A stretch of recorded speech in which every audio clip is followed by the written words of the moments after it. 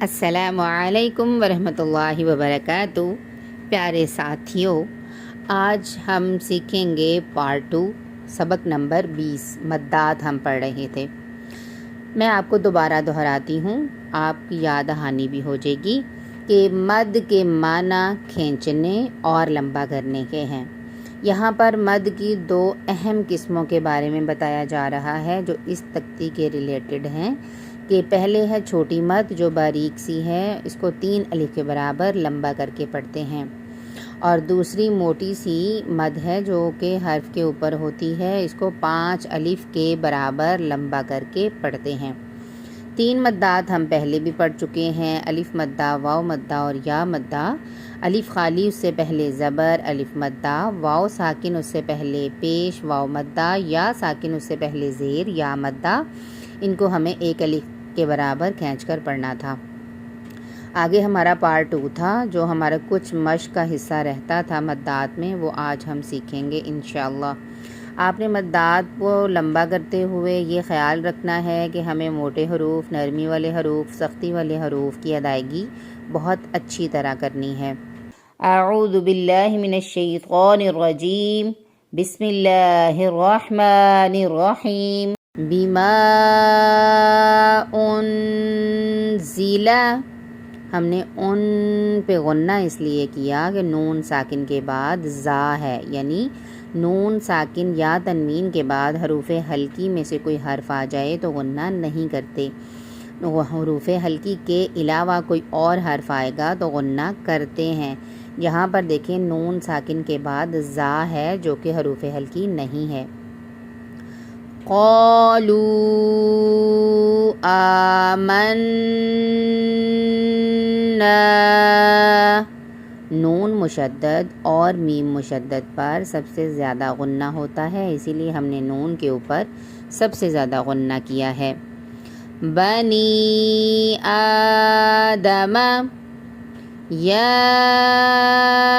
آدم، یا ایھا الذین آمنوا،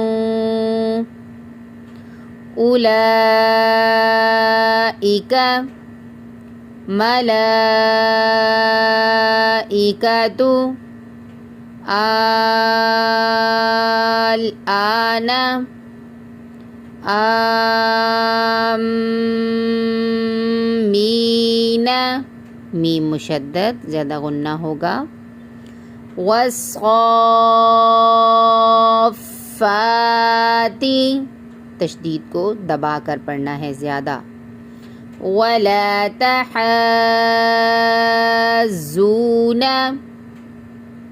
صواف غیر مضار، غی جو لفظ ہے یہ یا لین ہے، یا ساکن سے پہلے زبر ہے، ان چیزوں کا بھی دھیان آپ کو ساتھ ساتھ ہی رکھنا ہے۔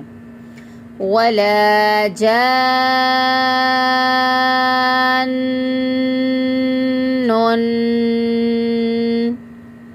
لضالون، ظانین، ولضالین، لا الہ الا انت ہؤلاء فإذا جاءت الصاخۃ، آگے گول دائرہ ہے، ہم وقف کریں گے تو گول تا کو ہا میں چینج کر دیں گے، ساکن ہا میں۔ کیسے؟ فَإِذَا جَاءَتِ الصَّاخَّةُ هَنِيئًا مَرِيئًا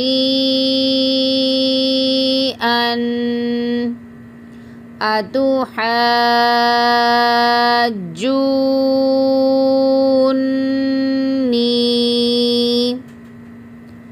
فَإِذَا جَاءَتِ الطَّامَّةُ الکبریٰ. آخر میں کھڑا زبر ہے اور آگے وقف آ رہا ہے. کھڑا زبر پر جب وقف کریں گے تو اس کا رواں اور وقف ایک جیسا ہوگا. اس کے ساتھ ہی انشاءاللہ اجازت چاہوں گی. امید کرتی ہوں آپ مدات کی پہچان اور اس کی ادائیگی اچھی طرح سے جان چکے ہوں گے. اب آپ نے اس کے اوپر بہت اچھی سی پریکٹس کرنی ہے اور اس چینل کو لائک کرنا ہے، سبسکرائب کرنا ہے، کومنٹس بھی کرنے ہیں اور دوسروں تک شیئر بھی کرنا ہے تاکہ یہ صدقہ جاریہ دوسروں تک بھی پہنچ سکے اور دوسرے بھی اس سے فائدہ حاصل کر سکیں. جزاکم اللہ خیر. السلام علیکم ورحمۃ اللہ وبرکاتہ.